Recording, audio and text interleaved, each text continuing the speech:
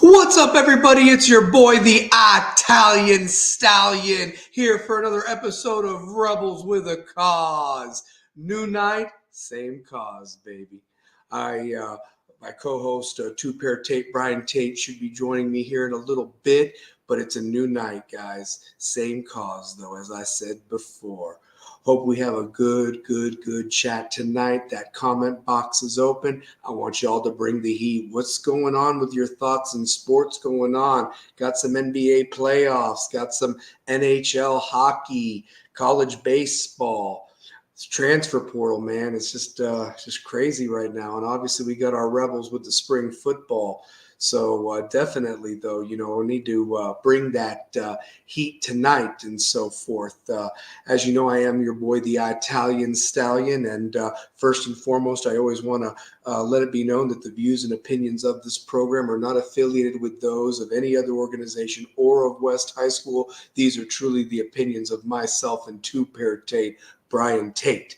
So always want to get that out of the way, and nothing but love for the rest Rebels. Got some scores of interest for the spring sports tonight as well, how they've been doing. West Soccer kind of turning it around, so talk about them a little bit. Baseball team got a big win against Billy Blunt last night, so got a couple more games tomorrow and Friday to complete the week as things just kind of start winding down. So, but want to give a shout out to some of our sponsors. My gal, Kim Castle over at the Chamber, King's Chamber, over there on Washington Pike. She's getting close to getting set up to give all those services, the pedicures, the manicures. But right now she's able to do the facials and the beard trims and the haircut. She always makes your boy, the Italian Stallion, at least presentable. So you all aren't scared watching this, looking at my face. But no, she's awesome. She's the real deal. Give her a call. She'll take care of you. And look at her VIP packages once that opens up, the Joker, the King, and the Ace, different VIP packages with the services. And it's all good for a guy to be nice and prep for their lady and so forth. So definitely check that out.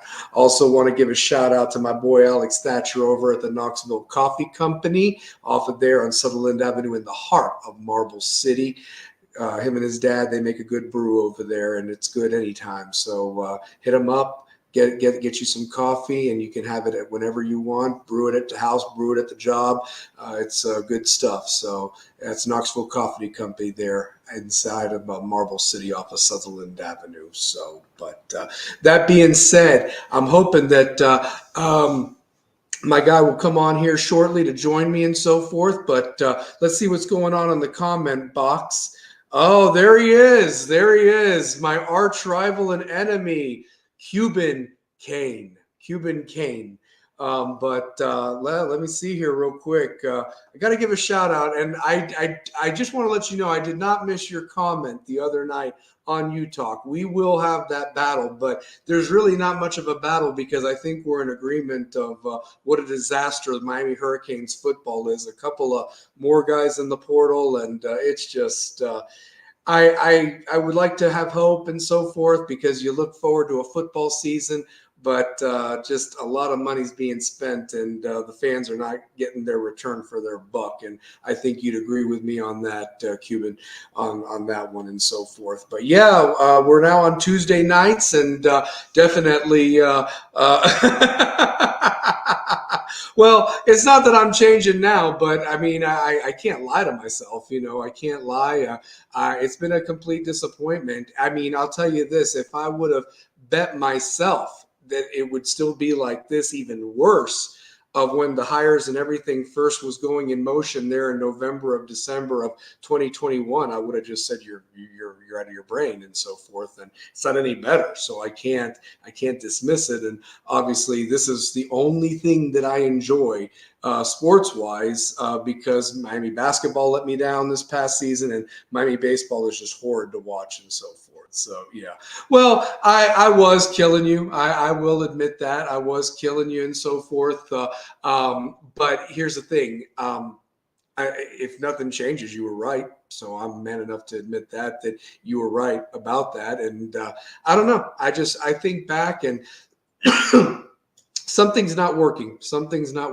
And I have more thoughts to give that I didn't even really touch on U Talk last week, and I know they're going to have a show this Friday, and I'll definitely bring some more stuff when if I get a chance to get on. And shout out to Devin and Larry Frank and all those guys over there for sure. So, but that being said, though, if for all those rebels with a cause watching and listening. 5A champions now for 508 days and counting. Second day of spring ball wrapped up today. And, here's the deal. When you have over 100 kids show up and so forth, with pads, and I mean, it's a tryout, it feels like, and so forth, because as you know, you can only get 11 guys on the field. Now, in a couple of years ago, when we were beating teams by the time it was halftime, a lot of the younger guys got in and so forth. And then there's a running clock. And especially when back then it was 35 points. Now you just have to get up 30 points and there's a running clock in the second half, at least for the Tennessee State rules in football. But last year, there were a lot of close ball games that we found ways to win. And there wasn't a lot of gameship that was done by a lot of these younger guys that are going to be counted on in big-time roles this go-ahead. So, but it's going to be very interesting how that shakes out. And today was only day 2 of the practices. So I'm going to be very, very excited as it progresses. And of course, the spring game is traditionally, when I played, we had a blue versus white game, or blue versus red. And truth be told, what ended up happening is the coaches would like draft us and even up the teams, and then we would finish spring practice with that game against each other.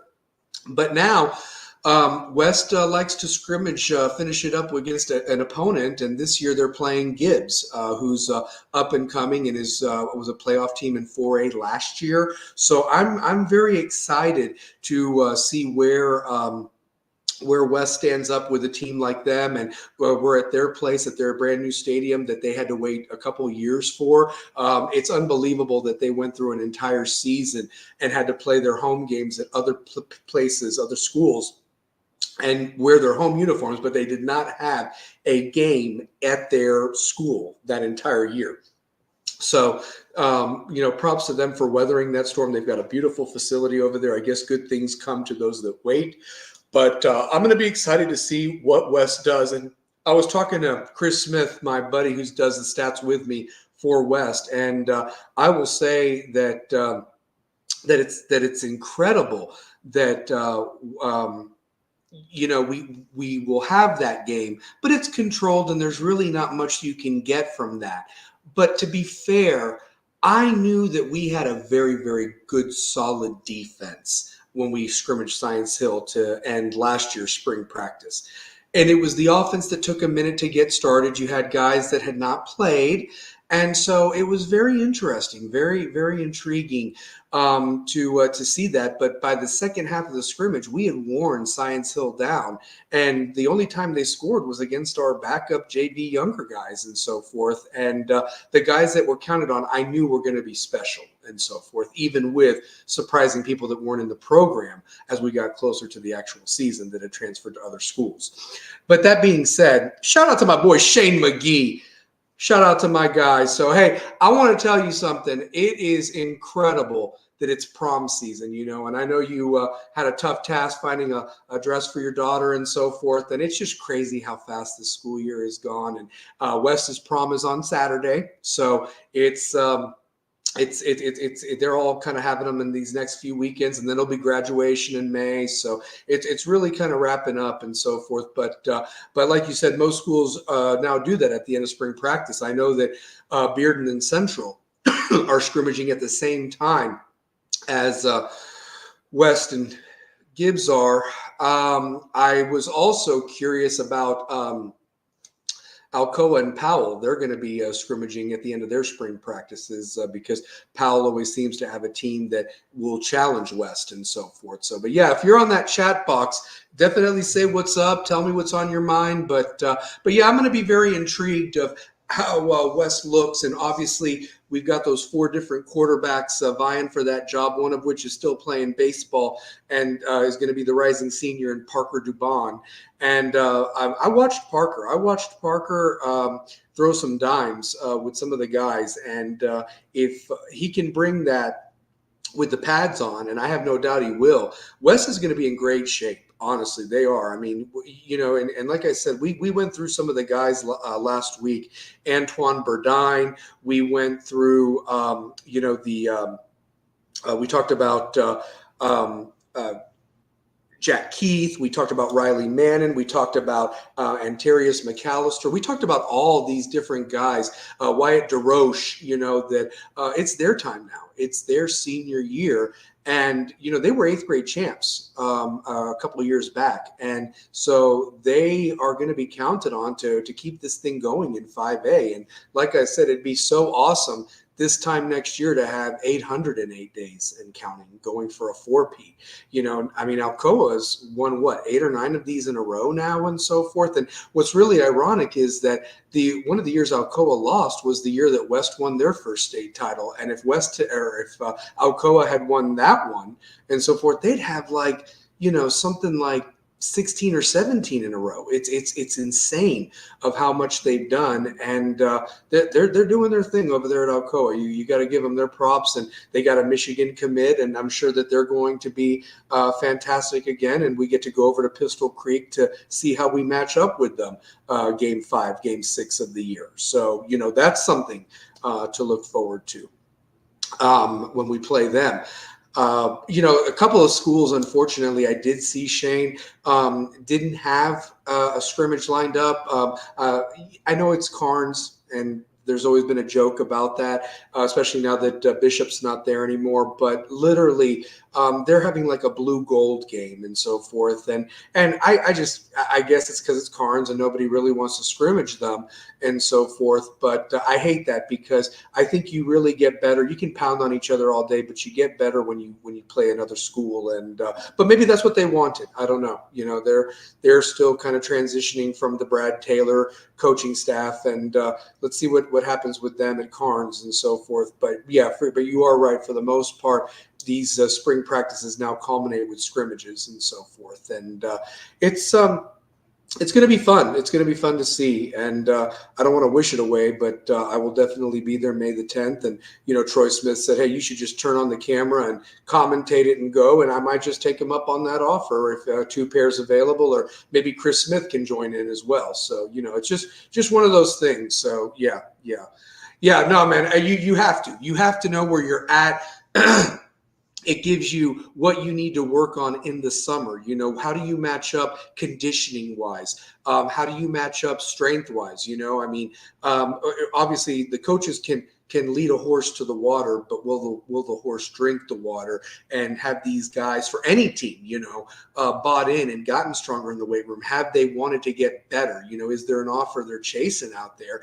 I know they're in contact with coaches all the time and so forth, and maybe the coaches are telling them what they need to work on. Maybe it's a position switch that they need to establish themselves at to become better, and play a different position when they get to that next level, that maybe they're a little undersized at this position at the college ranks, but they would be available in the future. So those are things that come to my mind.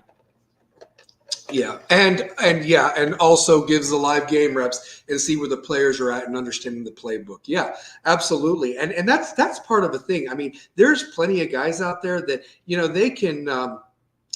They could get A100s on tests and things like that, but maybe they just don't understand the playbook or know where to go. And then there's some guys that can't do nothing in the classroom, but you give them a playbook, they will know exactly who to kill and where to be to make a play that ultimately decides not only a touchdown drive, but could be winning the game as well. And so forth. So that's really big right there, and also just the camaraderie. You get to know your teammates, you develop those live game reps too, and so forth. The timing of the quarterbacks and the receivers, where to be with the blocking and the offensive line, and that's one thing that's really interesting when I talk about this West line, because last year we only had one starter coming back on the offensive line. We had young talent. We also had a kid transferring in. But realistically, though, I mean, it took a minute to gel. And when they put it together against an opponent like Bearden and then got better game by game, and then really put it together in the playoffs, that's where it is. And the fact that you've got four guys coming back from that six-man rotation and you've got some young guys that can possibly step in there.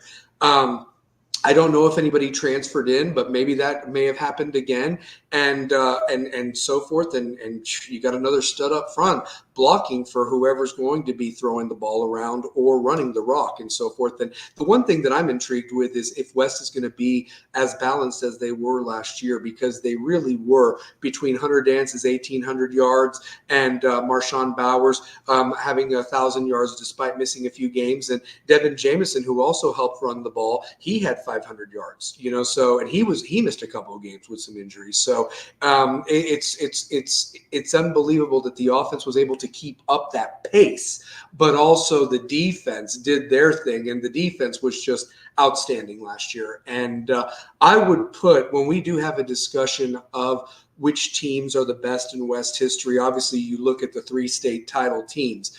You can also point to which was the strength, which defense was the best.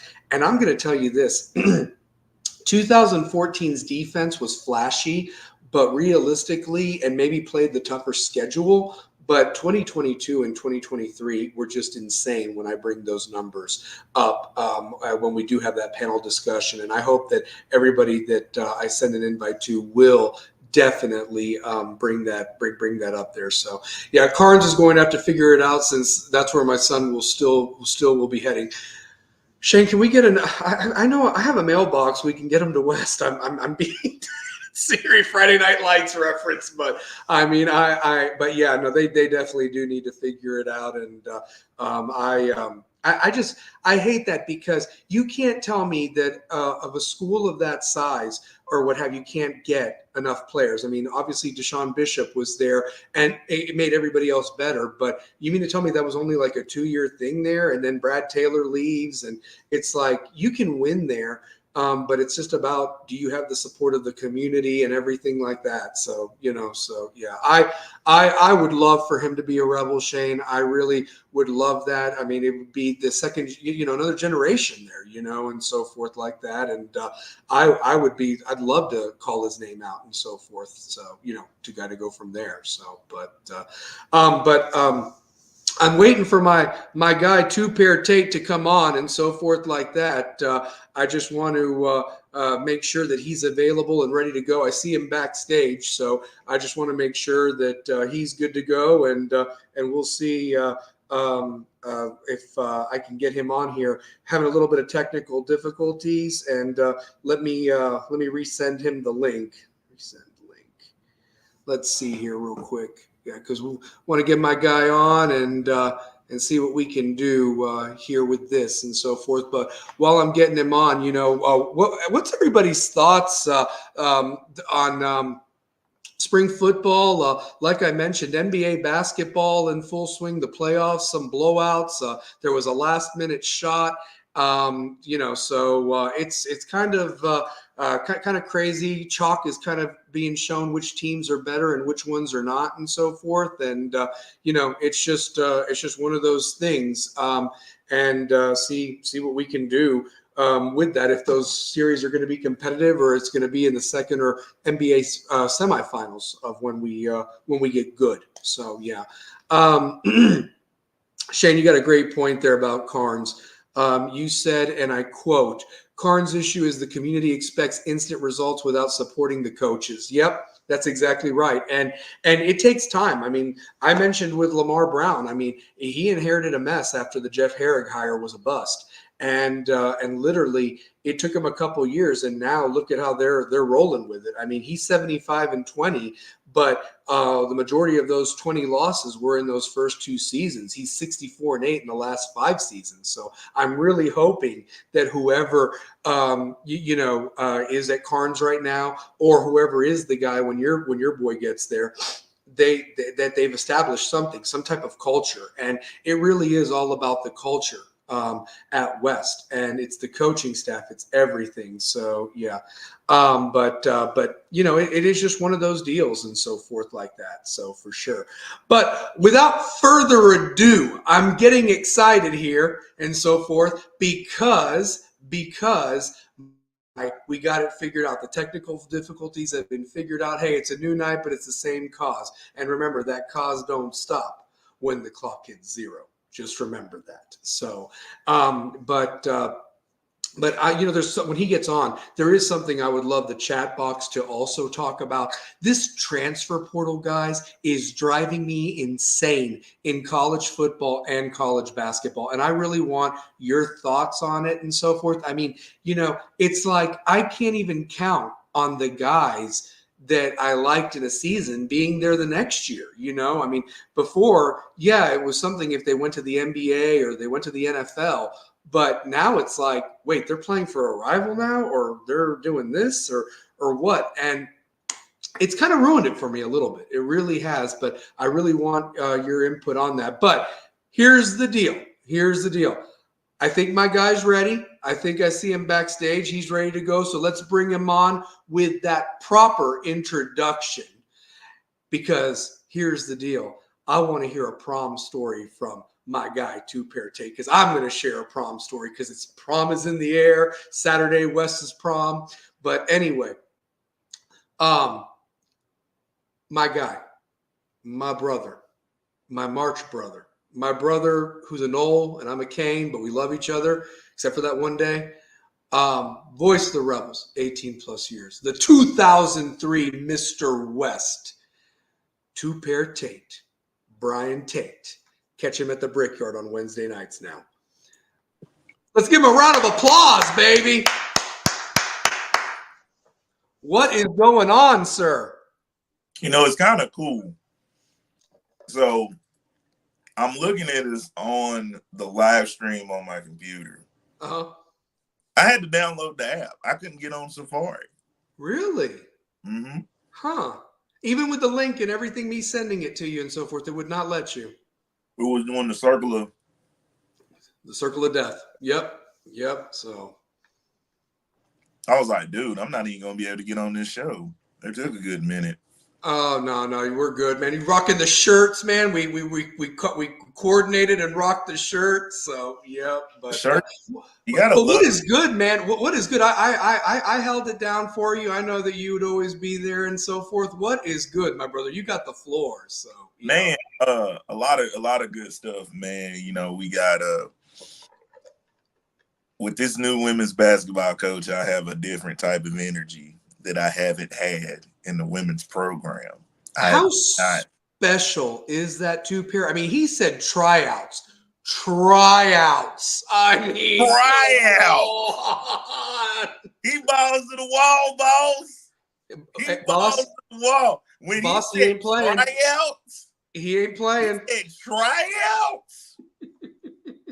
I'm looking at myself like when he said tryouts, that let me know he's got a sense of urgency to say it's going to take a lot for you to make this basketball team. Mm-hmm. Like, I just like the fact that he's already got a program. He's meeting with parents. Yep. It's a total different energy. Can I throw this out there too, Pierre, and feel me on this one, and the chat box can do this too. We have talked ad nauseum about the potential of the boys basketball team and what they have coming back and what they need to do for this championship run next year. He needs to piggyback off of that because the butts are going to be in the seats in anticipation for the boys. Why can't they get excited for the girls' games like I mentioned and so forth, like we used to in 2011, 2012? I really think with the boys, I think having Dane go down and then trying to acclimate him back into the roster, it just never worked. Yeah. It never worked. They weren't in sync. You could tell the shots were just extremely flat. It just wasn't it wasn't the team that we grown accustomed with that like Mm-hmm. that you saw that sophomore class go into juniors and it's like this is the year for those juniors to absolutely do something and they never got it together. You know what I mean? Mm-hmm. During the season it just was you you lose to a team that you swept in the regular season. Then that follows what another loss, Mm-hmm. and then that followed another like you're Yeah. done. Your season Mm-hmm. was over. Yep. You literally just played 2 games in your season. Yep.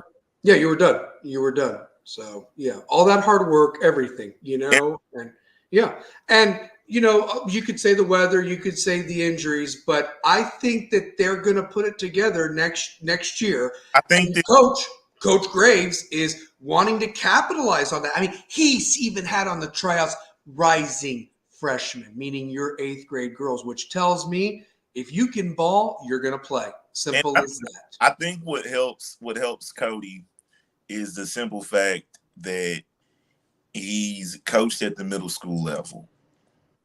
You know what I mean? He's coached at the middle school level at Bearden, and that's a huge feeder school to West. It is. So, man, I'm for it. Like Mm-hmm. we need it. Like we Yeah. need it desperately in so many ways, dude. Like really need it. It's Mm-hmm.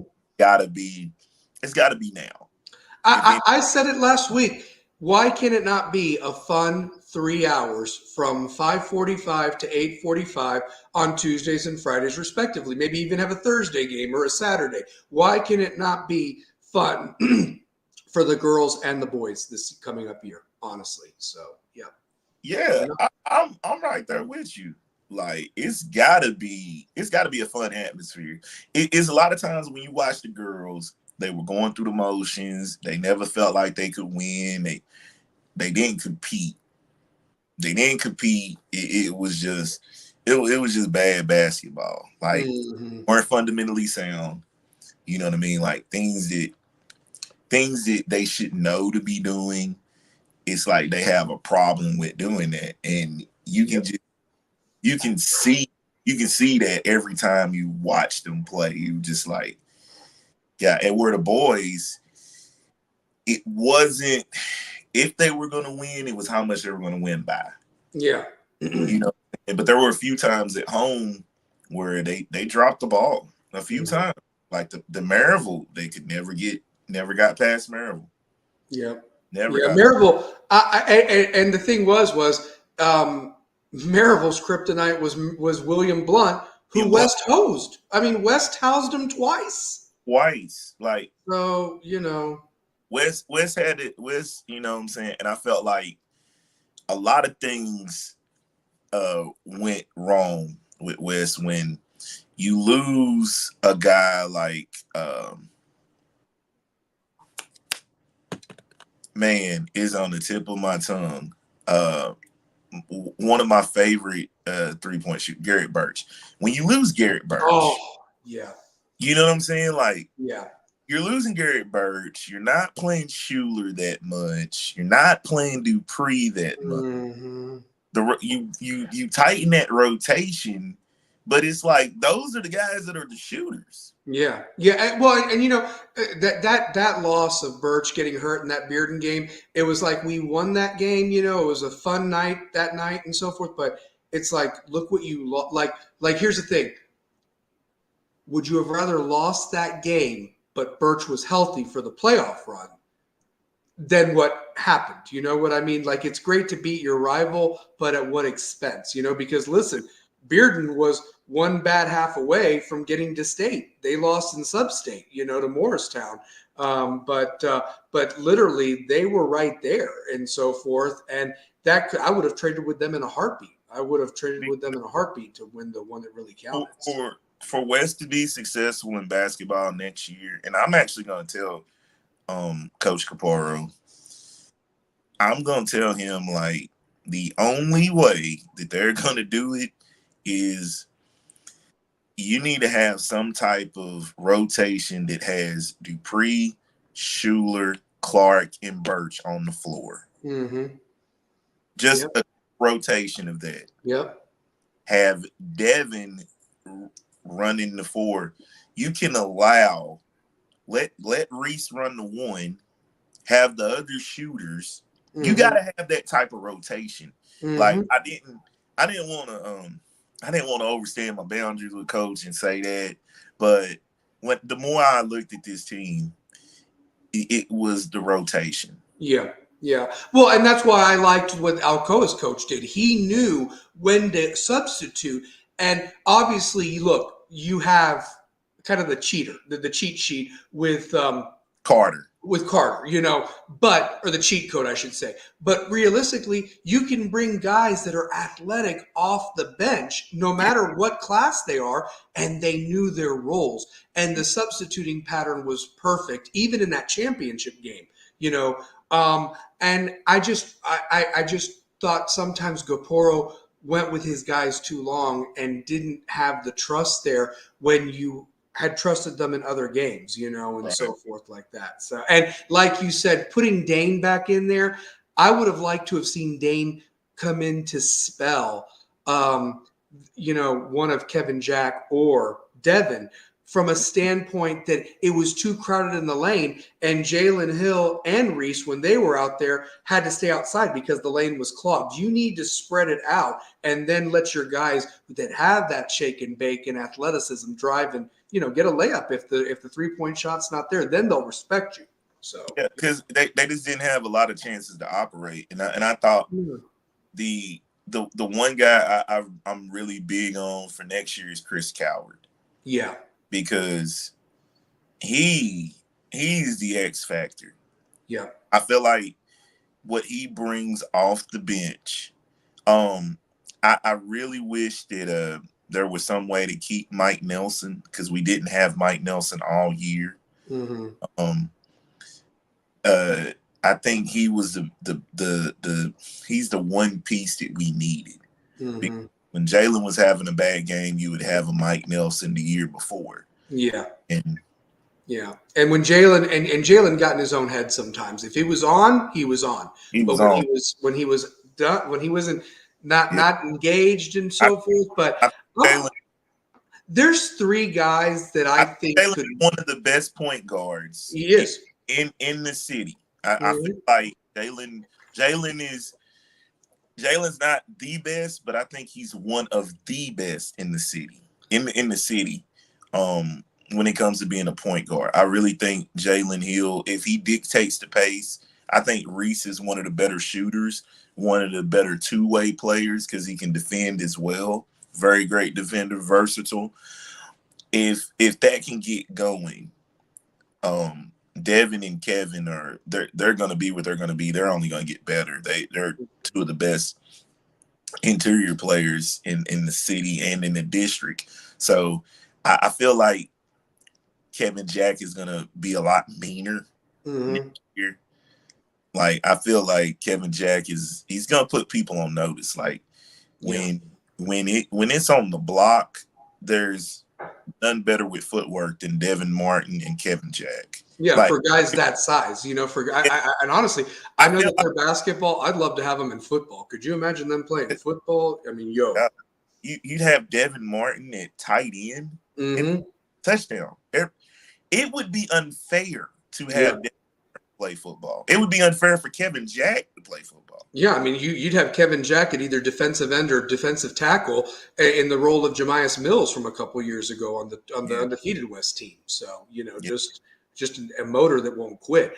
3 guys that I really hope step it up, and we've mentioned one of them at length, but 2 guys that I really think can really help and take over in terms of what Dane and Hunter are leaving. They're graduating and so forth like that. And that's the other Dane. What's his last name? Dane. Britton, right? Dane Britton, right? So there's him. And then I like Malik Wilson off the bench and so forth like that too. Dane Britton's graduated. Yeah. Oh, yeah. So it's the other Dane. The barbershop, the one that you nicknamed the barbershop. I think you nicknamed him something. We were talking. You talking about the paper boy? The paper boy. That's it. Yeah, Uh, he could be a tall guy that Yeah, gets in there and spells Devin or Kevin when they need a breather and so forth. Like that's right. There is a name. What's his last name? We should. we should have it. I mean. Oh, you know what? I thought that was no. I thought this was a. I thought I had a lineup in here. Yeah, but it's his first name is Dane as well, which was kind of interesting and so forth like The that. paper boy. The paper boy. Yeah. That's right. That's his name. Yeah. It's But, funny. We know his nickname. We don't know his last name. Yeah, we don't know his last name. And I remember talking to his said parents. it on episodes before. We do. We talked about it because he even scored in that last home game against Central. We got to get Malik Wilson on the floor more. Yeah. Yeah. We got to get. How do we not have Malik Wilson and Christopher Coward not on the floor enough? Pogo sticks. I mean, pogo sticks, man. Like they are in the air getting rebounds. You can switch out. You can switch out one of those. I gotta have Reese on the floor though. I gotta have Reese on the floor. Mm-hmm. I gotta have Jalen directing traffic. I gotta have Garrett Birch. He gotta see the floor, whether starting or coming off the bench. Yeah. It's a great problem to have, too, Perry, because here's the thing. Why can't we two-platoon system it like Kentucky did that one year, And around here, you'd run this thing. I mean, I think you would. Obviously you'll have your tough games in district, but you should run the other teams. Because I would like Jack Keefe in that second unit, but in that second unit, bring in Malik Wilson, bring in Joe Dupree, yep, and Robert Schuler. Yeah, and have that second unit. That's a great second unit to have. Yeah, and have Paperboy at center. That's what I'm saying. Yeah. You could literally do a starting lineup of Reese, Jalen, Birch. Yep. Let's see here. Let's do Cowan and Devin as the starting five. Okay. Then your backups would be Malik. Yep. You'd have Schuler. Yep. You'd have Dupree, Dane, and Kevin Jack. There's your 10. Go. Roll the ball. I feel like that's the best 10. Yeah. And then you've got our Prince. You've got our Prince lurking around there as another ball handler. That's 11 right there. I'm going to say this. Yeah. Kalu Fofana will be a name to watch out for on varsity. Yep. Like you saw what he could do in limited minutes. I think Dave Sanders is going to get taller. Yeah. I hope he scored in the Central game. Both of them did good in that fourth quarter when we cleared the bench. So yeah. I'm really excited for Kalu. I think Kalu works tough. He's hard. He plays defense, like hard nosed, and really a good ball handler. I feel like Robert Schuler is gonna hit that. I'm the guy as a junior. I feel like out of the junior class coming up, Robert Schuler is the guy. Should be the guy. Yeah, you should be the guy out of that junior class because I'm thrilled about another freshman. I like Sean Smith. Like this crop of guys. Like you got young Sean Smith, who I think is going to be a problem. I think Sean Smith is going to be a total problem. I think Kalu. I love that sophomore class. Like this sophomore class, like if David Sanders gets taller, and this team could pretty much do some things that the underclassmen. But as far as the seniors, it's like this is it.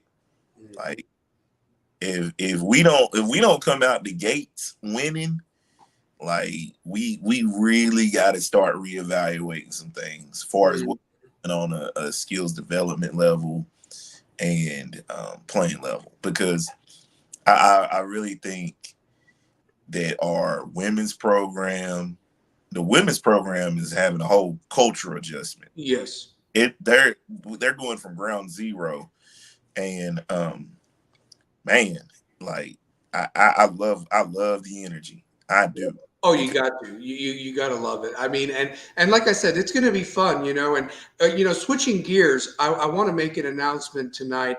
It happened earlier today, but another piece of that wonderful West defense made a commitment to play college ball. And let me tell you something.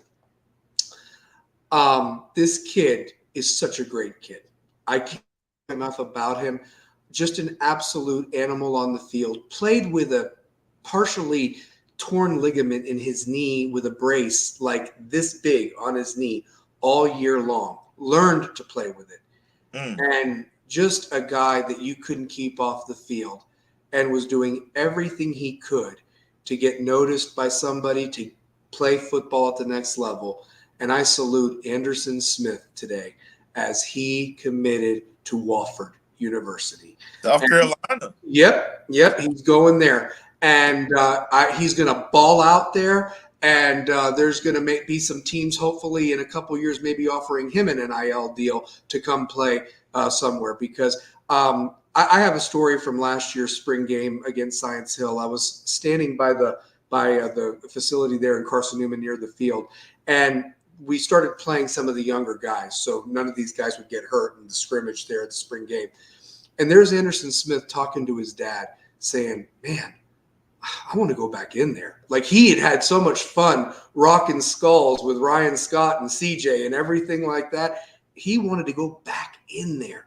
And I just knew right there, I was like, that's a special kid. I knew he was special from the year before when they won the title and so forth, but I knew between him, Ryan, CJ, DeRoche, all those guys, I was like, Jack Keith, I was like, this defense is solid. It was the offense that needed to because how do you replace Jaquarius Wren and Braden Latham and those fun guys? You know what I mean? Just speed all over the field. And you take your receiver, Marshawn, and make him your tailback. You know what I mean? It's just nuts. And then you had to break in a quarterback who was injured the year before in Hunter Dance, who needed to get back in that game action. I can't talk enough about this state title team. And now you're in day 2, and two-pair, it was like tryouts yesterday because you had 100 guys dressed out. Can you imagine that? And you've got 40-something freshmen coming in, and it's like you only got 11 guys that can get on the field. Offense, defense, special teams. Some guys get in there, and it's a fun problem to have. But people need to understand their roles, and the guys that are going to be counted on that we talked about ad nauseum, the Burdines, the McAllister, Jack Keith, Dominic Davis, that senior class, you've got rings and you've contributed, but man, this is your team now. You ain't in Ryan Scott's shadow. You ain't in Anderson Smith's shadow or Marshawn's or Braden Latham's. This is your team. And I'm excited to see what they do with it, man, because and they've got some pups that are rising juniors it's their time to shine, that they were also 8th grade champs. So your senior and junior class have been middle school champs, and they've now been champions as underclassmen. Well, now they're the upperclassmen and are going to be counted on to deliver another championship and so forth. So the culture is just incredible and so much fun. I just get giddy, excited talking about it, and it's something to be proud of. Honestly, it really is. Yeah, man. I'm looking forward to seeing what Deshaun Battle can do on that interior. Like, I'm a Deshaun Battle fan. Yeah. I'm really excited about Me Bane too. Mm-hmm. I'm really excited for those guys. Man. And what about Fulmer's grandson? What's he going to do? JP Peace. My goodness. You got Fulmer's grandson and Robert Peace's son, who was a good linebacker there at UT. Big boy. And then a guy that I'm close to, because he's part of the Big Brother Little Brother program, and his big brother just happens to be one of my best friends, Nalaja Dickey, whose brother was the starting left guard on the team 2 years ago that's playing ball in college right now. So look for him at defensive end to kind of show what he's all about and so forth. I mean, they've got some young guys that are really going to be bringing it. Davis Neely, Kaywood Rose, and that offensive line. That's who I was talking about before you got on. 4 guys coming back. I mean, that's a luxury to have. Some people are bringing in new offensive lines. Like Powell graduated most of their offense and defensive lines, and they might find somebody, but it's going to take them a minute to click. It really is. So Co Davila will be a senior. Yeah, and he's one of the dudes that was huge last year. Another one that was big. You mentioned Deshaun Battle on both sides of the ball. Steven Johnson is another anchor on that offensive line. And so is Brody McFalls. I mean, Brody's 6'2", 300 pounds. So, yeah, I mean, he's just nuts. So, yeah. Brody McFalls. Yeah, I was looking at this. Man, it's going to be some talent, man. Oh, yeah. Oh, yeah. And then that Malachi Jameson, they like him a lot. He was raw, but they felt that pretty good about him. 6 foot, 260 pounds. I mean, so he's a sophomore. He was a sophomore. Now he's going to be a junior. So they have a lot of excitement for a lot of the guys. I'll tell you a position I'm intrigued with too, Pear, that has not been a problem the last 2 years for West is the kicking position. A couple years ago, they had the kid that played soccer, and his name escapes me, and I feel bad that I should know it because he was automatic. And then you had Patrick Schmidt just step in and do a great job last year. In fact, he set the record for most field goals in a year for West football and so forth. And so you've had a senior kicker.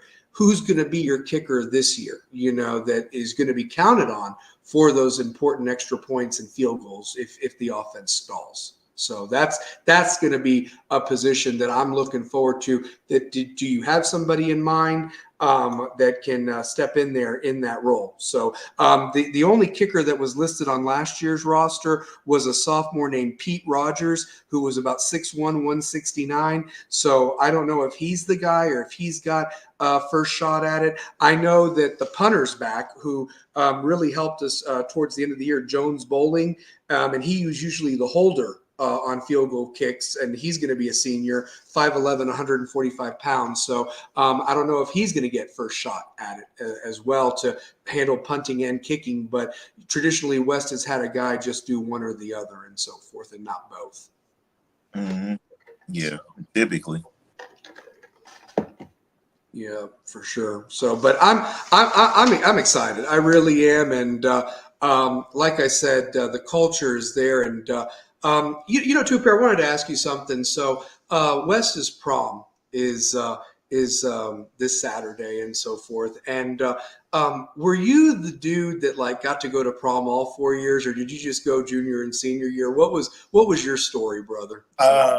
I only went to prom my junior and senior year, but I went to a bunch of girls' proms though. I went to a bunch of I went to Farragut's prom my junior year. Nice. Yeah. Do you remember where it was at by any chance, off the top of your head? Farragut's prom was downtown at the underground, like the Hollywood underground, like going upstairs. Yeah. Okay. It was what used to be the underground. It was like the ballroom up. Yeah, it was like right near John H. Daniel downtown. And okay. Yeah, it was pretty cool. Farragut's prom was all right, man. West, I went my junior and senior year. My junior prom, I took the girl from Farragut that we both decided we'll go to each other's prom. So I went to her, went to mine. So and I was working for a tuxedo company at the time. So I got my tuxedo half off. Yeah. If I recall, you wore a white one that junior year. I remember. Was it white? I do have the pictures. Give me 1 second. I want to say I remember you in all white, if I remember correctly. So yeah, if anybody's watching and has a prom story or anything like that, share it because truth be told, I remember his junior prom was my senior prom, and my junior prom was horrendous. We don't even need to talk about that. That was at the Radisson Inn, and that's not even the Radisson Inn anymore. It's still a hotel there, but I think it's called the Crown Plaza now in downtown. And it was a very nice venue. It was just not. I should have gone with somebody completely different, and it was just a bad situation overall. But my senior prom was very special with who I went with, and she was a great prom date, and we had a lot of fun. And it was at the Foundry. I remember it was at the Foundry that my senior year, which would be Two Pairs junior year, and I really liked my tux and the combo that I wore my senior year compared to the one that I wore my junior year. So yeah, but I was all in black, and it was a fun time. It really was a fun time, and I remember eating at the Copper Cellar as the dinner before, and just really good. Good memories, really good memories, and so forth. And all right, let's see this thing. So, all right, so I just want to tell you guys, I'm a piece of work. Like I ain't gonna lie, like I look like Dwayne Wade in this one. That's the picture. I remember it all white. I did remember it. Does he look icy? He looks icy. I love it. Look at the smile. Yeah. Look at the smile. I love it. Smile. It looks like $1 million. Oh man. That and let me tell you something. That was like a really good setup at the Foundry. That was a really good love setup. the Foundry. Oh, dude, it was at the Foundry my senior year. So they did it back-to-back years then. The West just stayed at that venue. Now, shout out to my date for my senior prom. So I took the girl that I always thought was like really fine. Mm-hmm. And it's so funny. Like now, just think she didn't think so. So I was a big fan of the class of 2002's very own Bethany Erickson. Oh wow! So you took Bethany Erickson? I did. Wow, that a boy, Two Pair. That a boy. Tell me about it. Yeah, look at that. She's such a great girl. Yeah, no, she was super cool. No, she was super cool. I had Algebra 2 with her my senior year, and we did senior skip day together. She was really cool. Yeah, she was super cool. She's great. She's a great girl. Great girl. Yeah. And yeah, I took Heather Blackburn my senior year, and she was super cool and so forth, and did a thing with her and her two best friends and their guys, and I got along with both guys pretty good and so forth. And like I said, we went to Copper Cellar and had a great time at the Foundry, and even did old Steak and Shake at 2 a.m. or whatever like that. So yeah, afterwards it was fun. Oh wow, I got some pretty cool stuff in here. Yeah, look at that, man. That's the Bible right there. That's the book of love from Two Pair Tate. So. Oh man, even in Two Pairs, even in a magazine. Look at that. Look at that. I love it. You know, one of my favorite pictures of you is when you're holding up the newspaper, looking at it like, and you got like this look like, what's this or whatever. So yeah. It was crazy because WVLT needed a song for Prep Extra, and I was like, man, I'll do it. You know what I'm saying? Like, my buddy Brad is the one that set it up. So shout out to my man Brad, if he's ever watching this. He set this up because he was writing for the New Sentinel back. Okay. Yeah. So he was writing for the New Sentinel back then, and Prep Extra, like Phil Kaplan. Shout out to Phil Kaplan. I've heard that name. That name. So, yeah. Shout out to Phil. Really good dude. And yeah, man, it's where it all came from.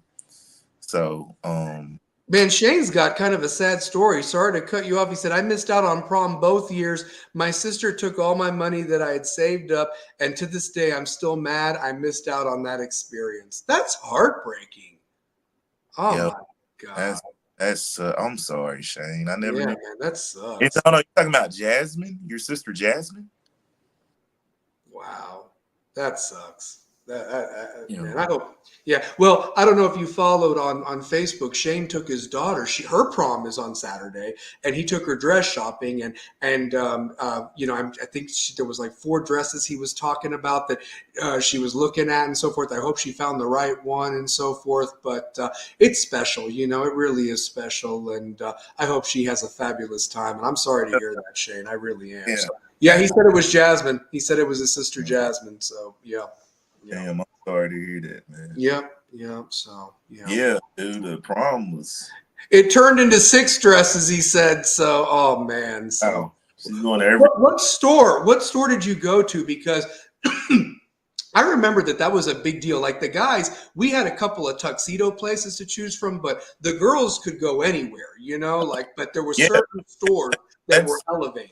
So yeah. that's how I got my tuxedo my junior and senior year.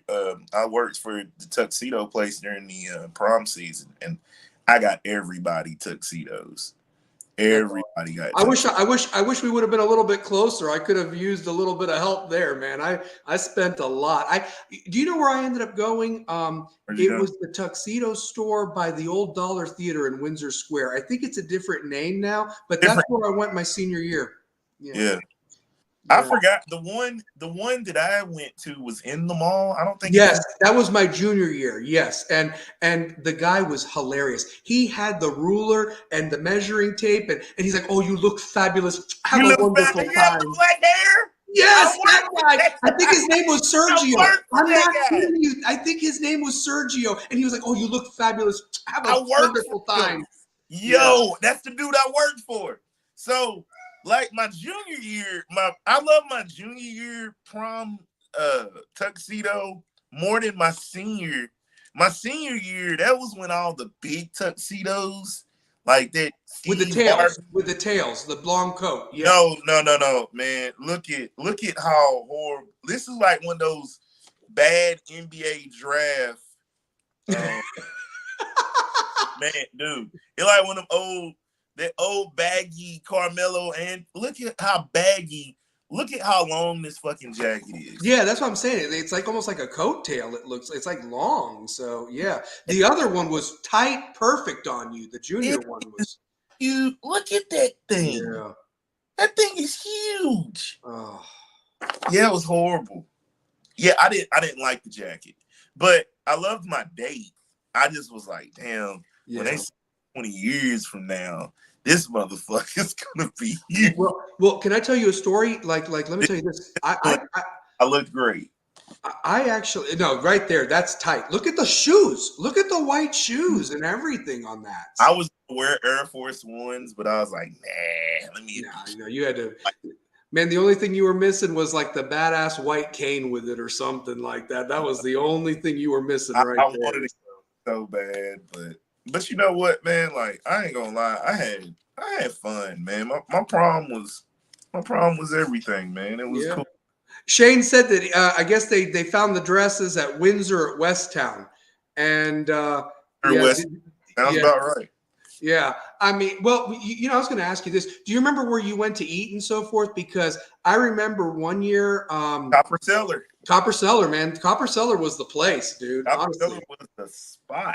Yep. Yep. Copper Cellar was the spot. It was like romantic. It was dark, the candle and everything. It was nice. It set the mood for a good night and so forth. Yeah, it did. It really did. Like we were such in a different time back then. We were. It was like. And what about me mentioning Steak and Shake that was right there by Westtown Mall, and it's not even there no more. It's now in Turkey Creek, and it ain't even a shell of what it used to be. Oh my God.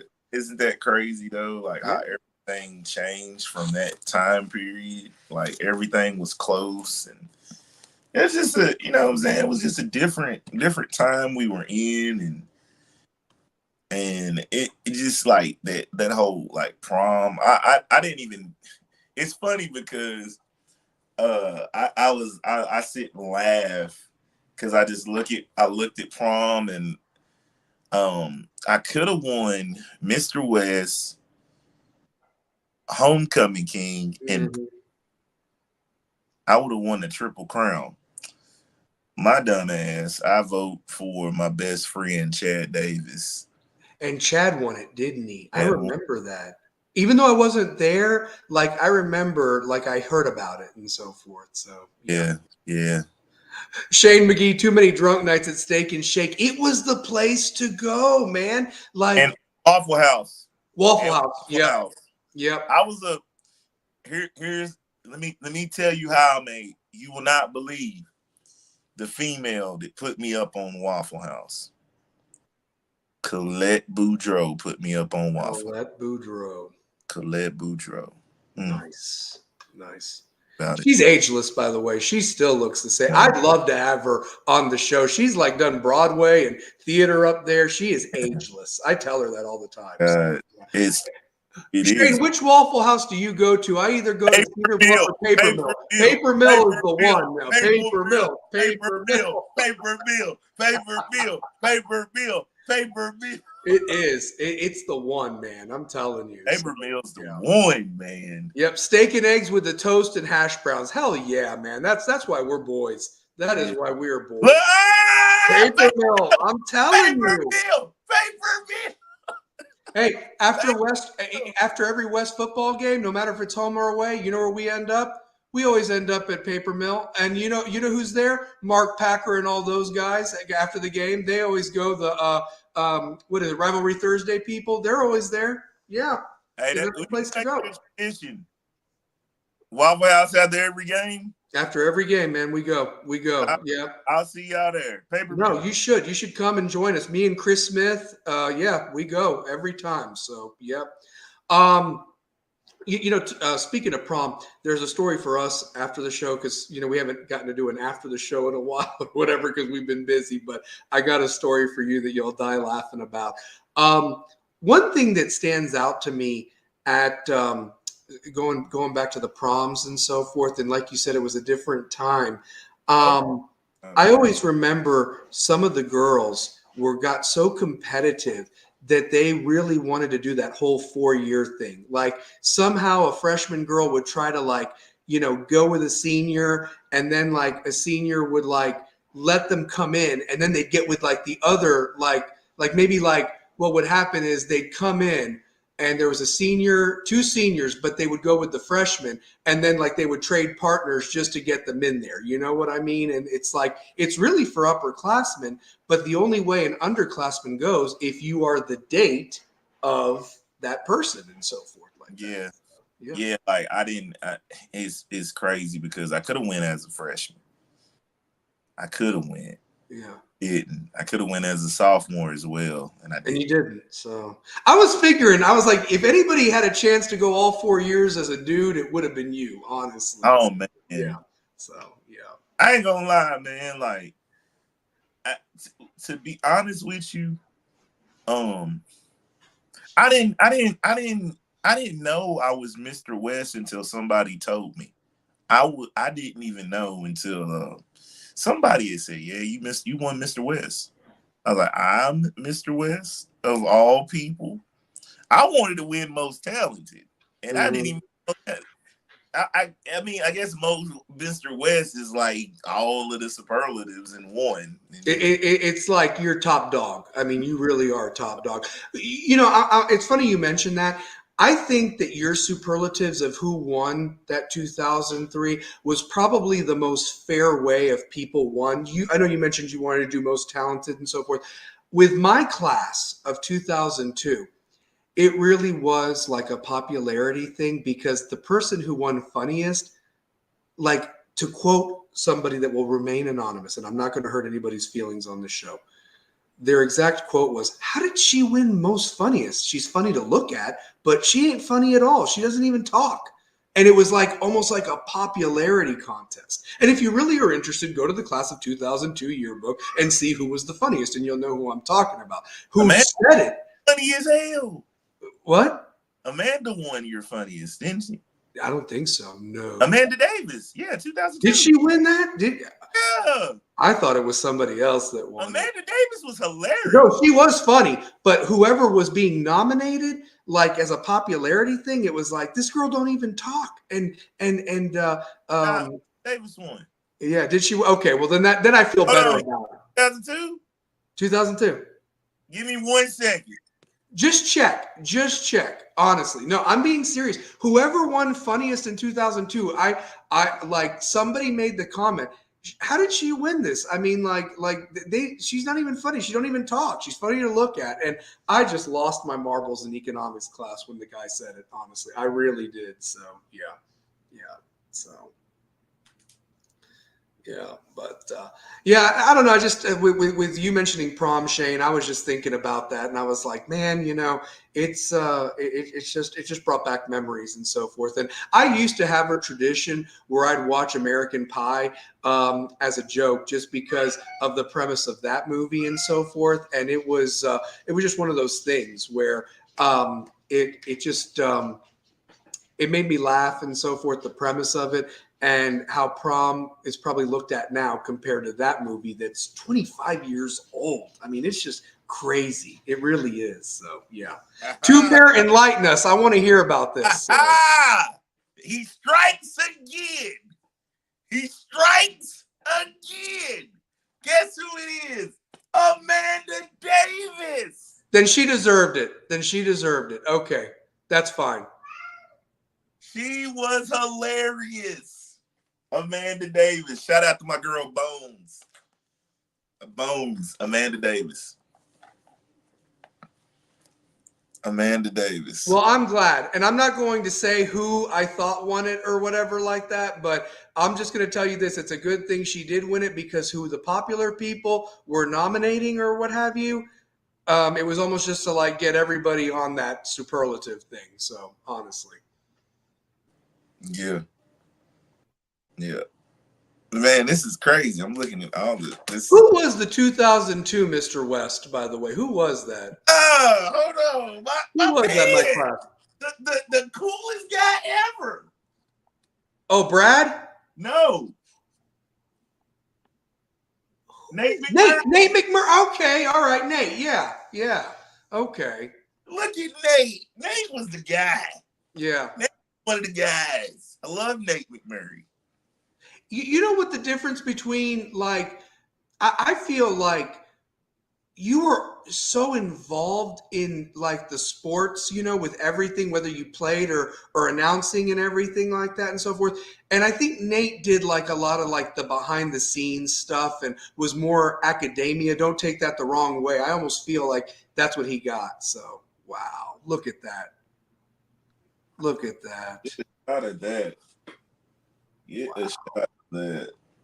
Where was that picture taken, by the way? Is that at North Shore Park? No, it's a University Club. Behind University Club. Yeah. Okay. Mm-hmm. All right. I was trying to figure that one out. So, okay. Mm-hmm. I can't let my kids see the old yearbooks because of the hate they will send my way. Laugh out loud. Hey, let me tell you this. And then, Mikey. Yep, Mikey. Yep. I gotta ask this though. I gotta ask Shane. Shane, did you feel like I was Mr. West when I was in West? I would have. I gotta ask the people that tune in. Am I a good representation of West? I hope so. You had a great reputation. Two-Pair, I never heard anything bad said about you. I didn't. Really? I mean, really? I didn't. Not from our class.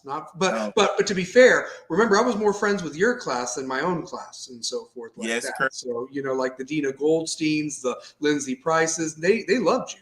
They never had an issue with you or anything. Well, they loved me because I loved them.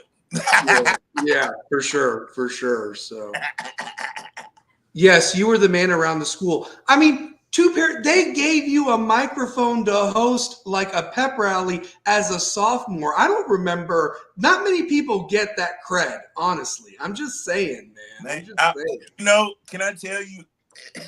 I used to tell the girls' soccer team that I was the sophomore daddy. I don't even know where I don't even know where and today, if I said that to a girl today, oh God, I'd be canceled. I would love to have seen the looks on what was her name? Trotter, Rachel Bast, Audrey Huber. I'd love to have seen all their looks on their faces when you told them that. Called me no, they actually do.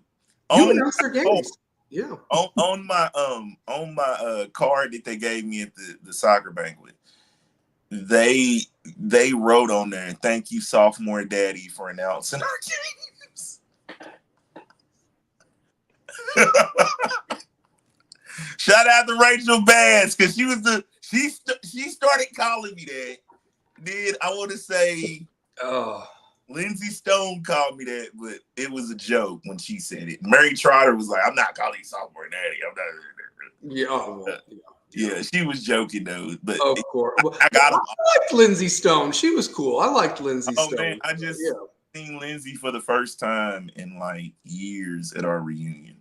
Yeah, I seen everybody at the reunion. Do you want to know something? Do you know I was supposed to go to that, by the way? I think I told you and so forth. Like, I was like an honorary guest. And I mean, and I would have gone, but my wife was, still dealing with the tragedy of me losing my stepdaughter and her daughter and so forth. So, and that was real tough and everything. So that's why I didn't go. But that would have been a fun night to at least be a part of that there on Sutherland Avenue and seeing you guys. Yeah, man. Like a lot of, it's crazy because I'm friends with everybody on like Facebook, so I kind of keep up. But I had to get a whole new Facebook because my old Facebook, the 2-pair Tate Facebook, is hacked. So yeah, I'm still friends with it. I will never delete it. By the way, it's still on my friends list. You can find. Oh man, there are some great pictures on there. There are wonderful pictures when you were younger. Yeah, dude. If you go through my photo albums of like Cancun photos, man. Oh yeah. I remember when you would post those pictures live after they happened or what have you. So it's like that guy. So yeah, it only took us 20 years to put a reunion together. So that's the other thing too. I don't want to disrespect the class presidents or whatever like that and so forth, but I don't think you're young enough to understand the responsibility that comes with that, honestly. But there were not a lot of guys at my my 20-year reunion. Like there was, Mike Courtney was there. I knew Brandon Bell was there. Corey Davison was there. His friend is Jeremy Pegas. Then the guy I get into a fight with is there, Justin Watts, who I had to pummel twice in one night. And I had to shake his hand. Like, I had to be a bigger person. Do you understand how much that killed me, James? I had to be the bigger guy. Damn. I've been there.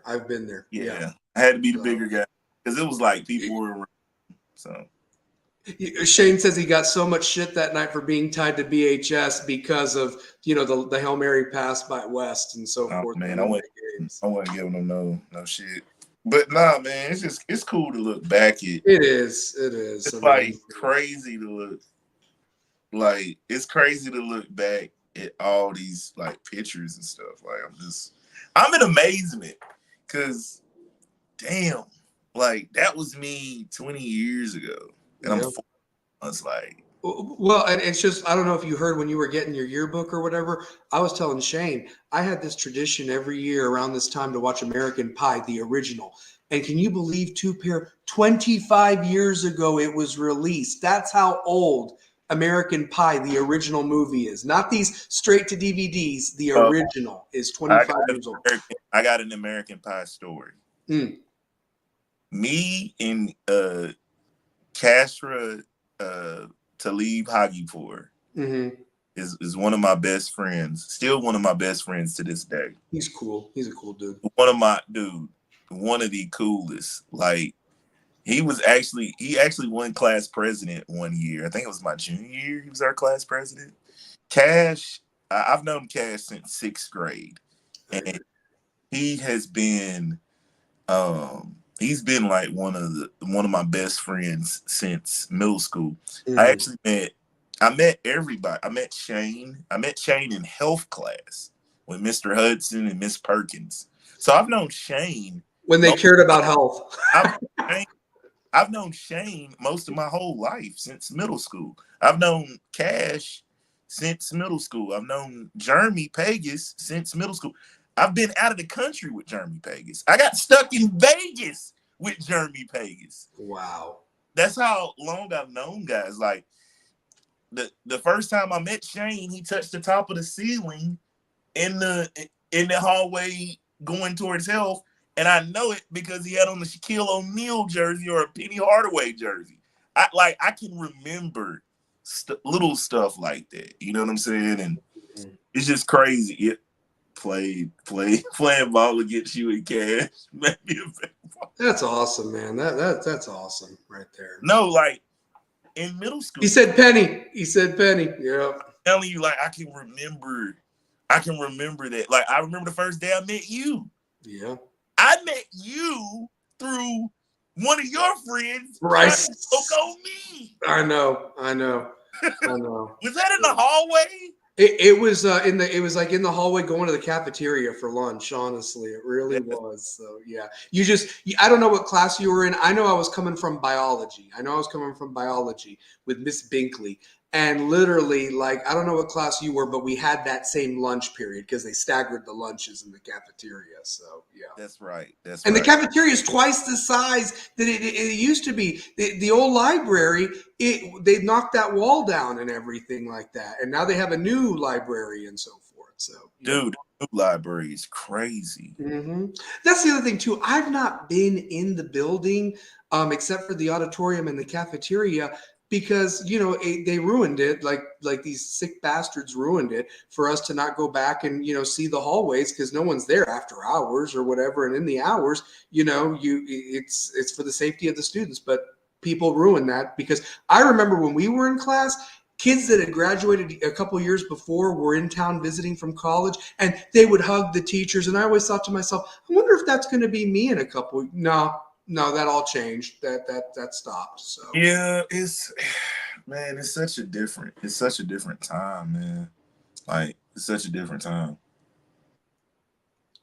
Yeah, I could jump and run fast back in those days. If I remember, I was getting rim in gym class somewhere between 7th and 8th grade. That's awesome. I remember it though. Like that's what I'm saying. I remember Shane. I remember Shane ever since 6th grade. Like I've been in school with Shane. Like most of my when I was announcing UT games, I could point Shane out in the crowd. Like that's how long I've known Shane McGee. Like that's literally how long I've known. I hadn't seen Shane up until recently when we went to Dina Goldstein's birthday, and it was awesome, reconnecting and seeing him and so forth, and just seeing those guys, honestly. So yeah. Yeah, I wasn't feeling too well that night. I think I either was in the studio and I just wasn't feeling too well. Yeah, she did a thing at Top Golf, and then we went to Bull Feathers, and I did some karaoke that night. It was funny. So I tear it down when I do karaoke. So yeah.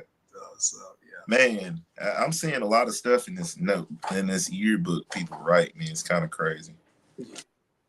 Hey, Two-Pair, switching gears a little bit, I wanted to ask you about something that I brought up earlier in the chat, and Shane had an interesting point that I'm going to have to scroll up and find it and so forth. And I can see his point and so forth, but man, what's your thoughts on the NIL and the transfer portal right now? Because Shane put, I'm all for collecting the bag with transfers and NIL, but the amount of high school kids who are having to go to smaller schools just to get some film on them is crazy so they can make the move up. Yeah. I mean, that's where it's at right now. But with me, I'm just like, I don't even know who's on the Tennessee basketball team anymore. Like, I really don't, it's crazy. So, yeah. Right. You really don't know, man. Like, this is a really wild time with all this NIL and you know what I'm saying? Like I look at guys like Jonas Adu. You come to UT as a 5-star and you play, and then you want to leave. You want to leave because of the money, and then it forces a guy like Toby Awaka to put himself in the transfer portal. But now he could come back. Mm-hmm. I hope he Like, does. it's like, look, at this point, we are in an era where this is semi-pro. Mm-hmm. Not You're not a student athlete anymore. That student athlete bullshit is over with. It's Like, done. that's done. Do they Ain't no even go to class anymore? I'm not trying to troll. Do they even go to class anymore? don't even go to class. Okay, think about it. I'm here 6 months. If I declare I don't have to go to school, I don't have to do anything. Yeah, it's full on free agency. It's It is. full on free agency. Yeah, it is. Yeah.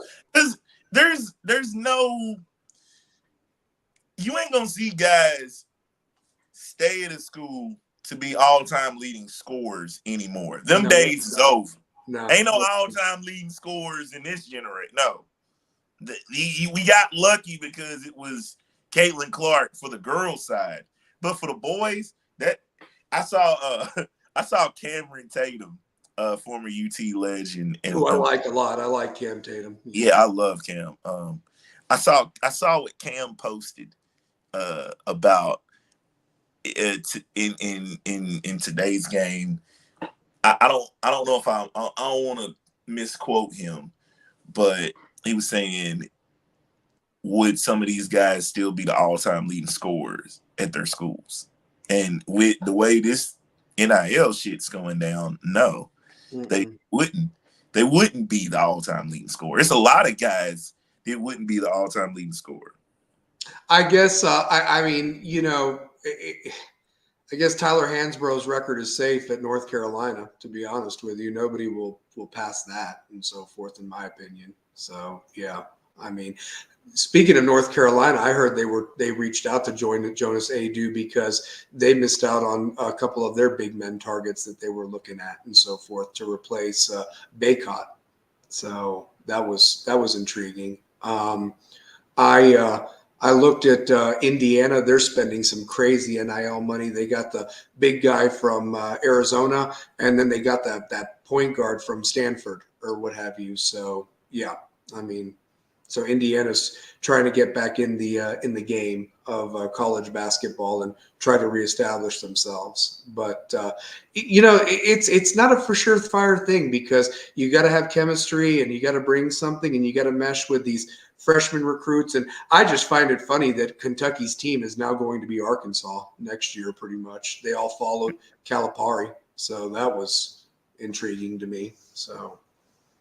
Yeah, that was pretty intriguing, man. Like, it just goes to show you, man, like the way everything is happening, where Kentucky is losing a coach in the same conference, and most of those guys are going to be coming with him. I mean, can you imagine? Like they're going to go to Rupp next year, and they're wearing Arkansas. Like that's like if the entire Carolina team transferred to Duke and went to like Chapel Hill. I mean, that what are we talking about here? Honestly, because Kentucky and Arkansas used to be a fierce rivalry in the '90s. With Williamson, and when Nolan was coaching there and Pitino was at Kentucky, it was one of them two every year, like winning the SEC. Especially back in the '90s, like you had Arkansas win '94, you had Kentucky win '96, '98, right? '96, '98. Mm-hmm. Yeah. Yep. So yeah, no, and I'll tell you this: Pope has his hands full over there at Kentucky. I mean, I think that was, but he's got a key assistant coach hire. Yeah, he did. He had a great hire. I saw that today. Got Jason Hart. Jason Hart, former Syracuse legend, played in the NBA. Yep. Coaches NBA talent when he coached it for the NBA G League team, G League at night.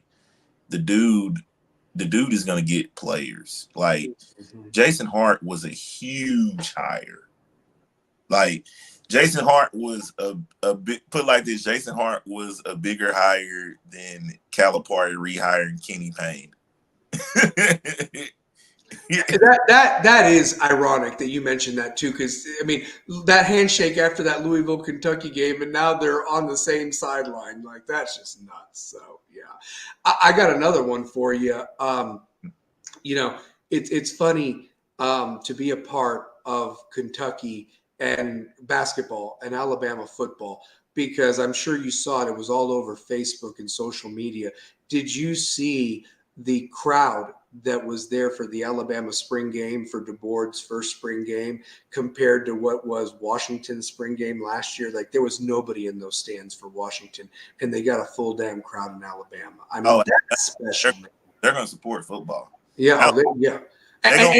And could you imagine like they brought out Mark Pope and the 96 Wildcats in a bus and Rupp Arena was filled for a coaching announcement. I mean, could you imagine like if we filled Thompson Bowling Arena for the next coach or someone like that? I mean, I don't know. That's just it's crazy. So it was huge. So just some things stood out to me. So any thoughts on the NBA playoffs so far? I mean, it has been blowouts, and then the Lakers blew that lead last night, and Jamal Murray made that. How about the Los Angeles Lakers? You know what I'm gonna say? They stink. They stink. They fucking stink. Oh my gosh. Stink. Lakers stink. And the thing is, what made me mad about it is I'm a LeBron fan. Yeah. I am a LeBron fan. Man, and Big O, I know watches this show, man. He tears LeBron up every day, yo. Every day.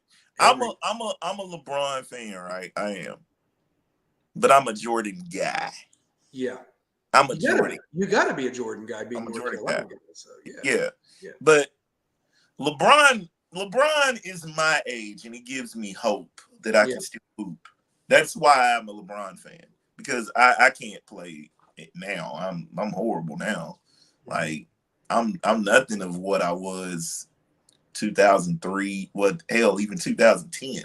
I'm not even 2010 me when I really could get down. Well, and you know what the funny thing is? If you look at him, like I said, he's never had a major injury. Like look at Dwayne Wade's career got cut short because of the knees. Chris Bosh had to end his career because of blood clots. You can't help that kind of stuff. He has been blessed in that regard, and I think that's why he gets so much hate.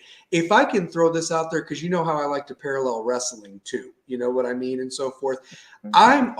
You're starting to hear chants, "We want Roman." They're already missing Roman Reigns. It's like you hated the guy. You wanted him to lose the title, but you still like him. Cena always got called Cena sucks. And now people go crazy when Cena makes an appearance here and there. My question is this. Are we going to miss the LeBron hate in 5 years? Like, who's going to be like the next guy in 5 years, that we might not like or whatever? The face of the game, I mean. My thing with LeBron is he's one of one. Like, there's no guy that scored over 40,000, 10,000, 10,000. Like, that's a crazy. He did, man. He really invested in his health, rehab, to his body is just ready. And to be honest, I think he's just they'll bow out early. I don't think they're going to beat the Nuggets. They're going to bow out early. And he's getting prepared for Paris. Mm-hmm.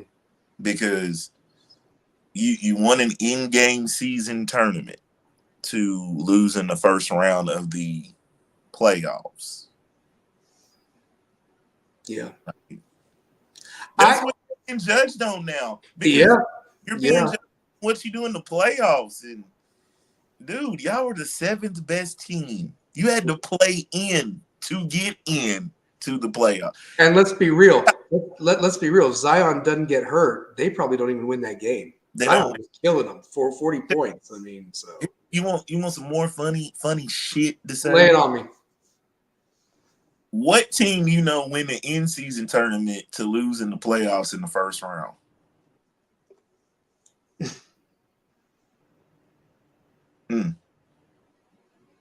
Yeah, I do like what Kyrie said right there about I do. I think they should get back into the going of training and competing for it.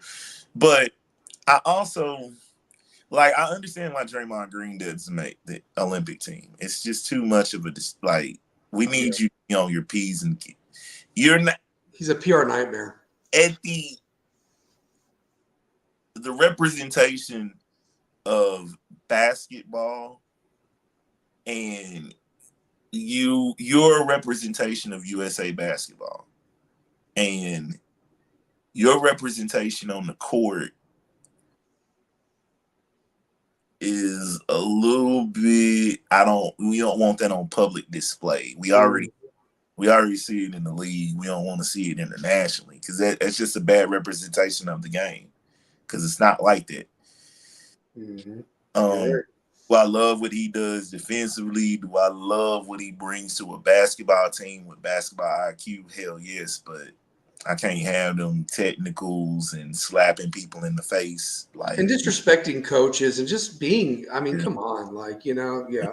And on that stage, you're going to have millions of cameras on you, like people right. that may not even, because you got people that watch the Olympics that may not be basketball fans, but they're got this rooting interest. Like there's sports that I watch in the Olympics that I don't follow all the time, like beach volleyball, gymnastics, the track and field, and so forth. But I'm just saying that you watch that. I mean, every camera's on you, even when you're warming up, or if you don't perform well, they get those facial expressions. I mean, so yeah, it's like you gotta make sure that we get the best representation. That exactly, like having Dennis Rodman on the 96. Yeah, I mean, can you imagine? Like Rodman would have been a beast, but at the same time, he'd slap his own guy on the team or something, and pick a fight. You never know, and everything. Yeah, they weren't gonna put a guy like Dennis Rodman on USA basketball. Yeah. Well, and you know what I'm kind of shocked about too is you look at that roster, they should win gold. I mean, come on, and so forth. And the last Olympics was an embarrassment. I mean, it was. I mean, that was terrible. So yeah, Well, no, they did well in the Olympics. They didn't do well in the FIBA. They won in 20. Oh, did they win in 21? Because I know it got moved. Because it got moved to the COVID year, and then they moved it the next year with no fans in the stands or in Japan. It was in Tokyo. Was it in Tokyo? I mean, that thing bankrupted. I mean, no, that thing bankrupted in Tokyo because if you think about it, they built all these stadiums and nobody was in it. Like nobody. Just the family members, like certain family members, and then it was even limited, and everybody had to wear a mask. And I mean, what a horrible to think back about that. Honestly. Dude, that was a year. That was right at because I was in Vegas in 21. Yeah, so it was a bad time. It just was it wasn't. We did well, but the Americans have not lost since 2004. Okay, so they did win. Okay, so they did win I guess maybe it was FIBA then that I'm thinking of. That FIBA, they were horrible. They did horrible. FIBA needs to be corrected.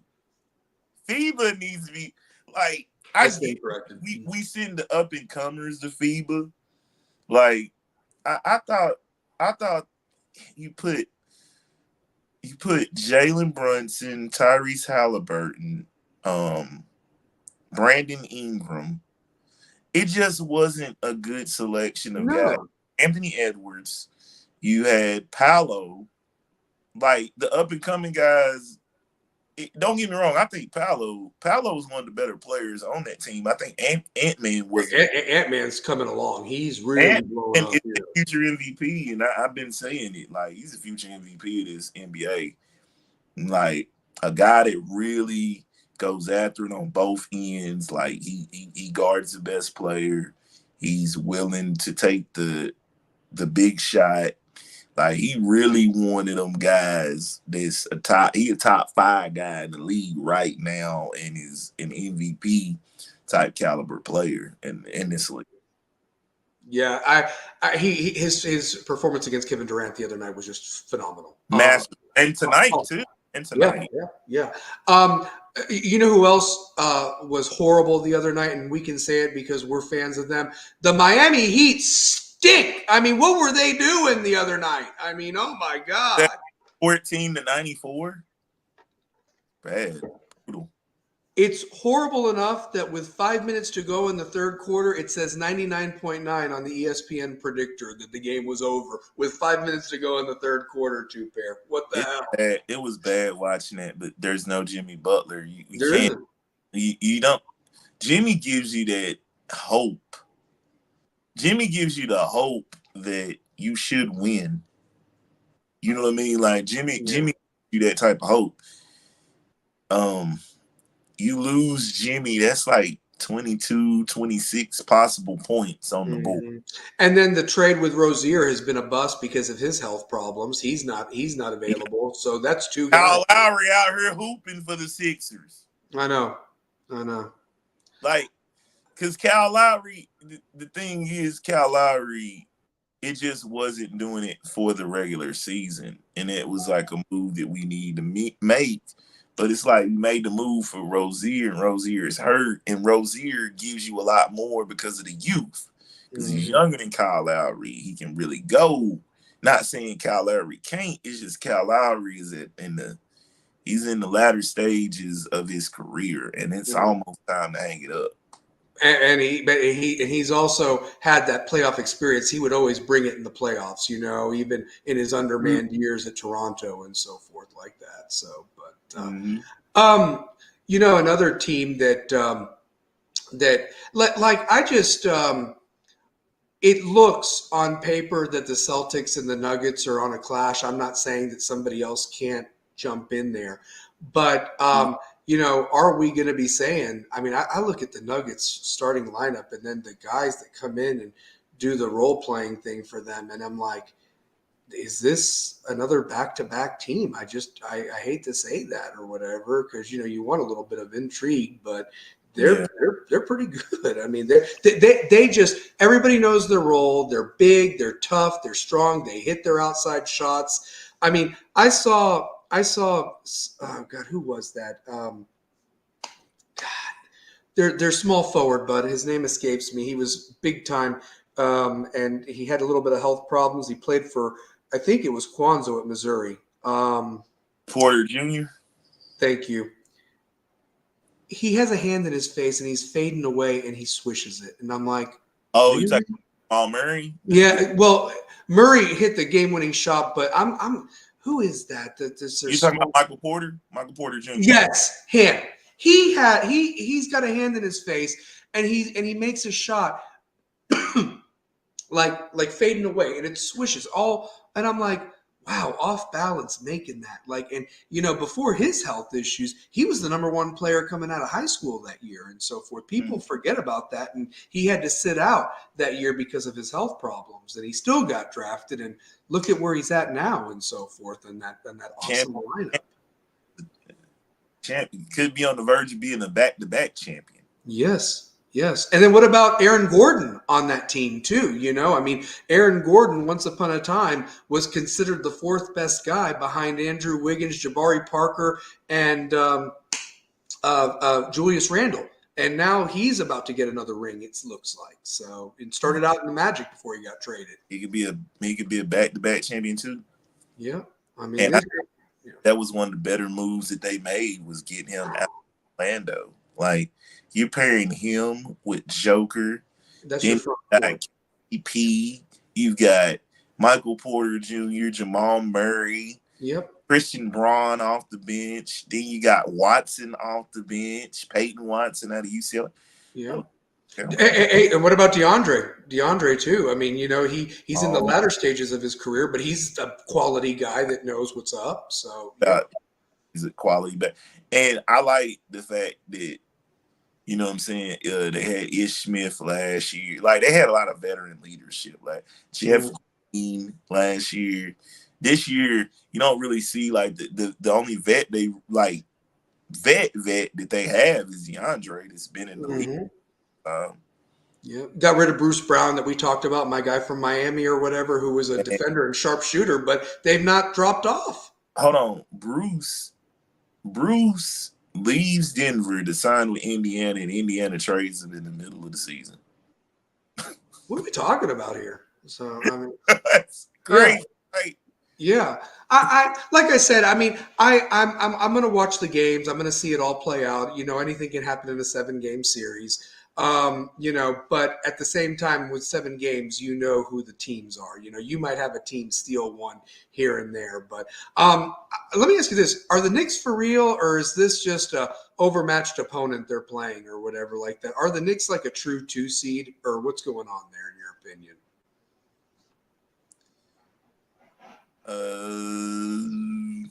Are they a true 2? Yeah. I I think mean, they're. they look like they escaped against Philadelphia, and I heard what's his name was crying about the calls or something there. But Um, do I think they are a true 2 seed? The New York Knicks? Yeah, I do. I love what their trio of Villanova players: Josh Hart, Jalen Brunson, and Dante DiVincenzo. it's Uh, crazy, just any, nuts that they're all there. white dude named Dante, I'd Jim- be fearful of. Like, yeah, he can hoop.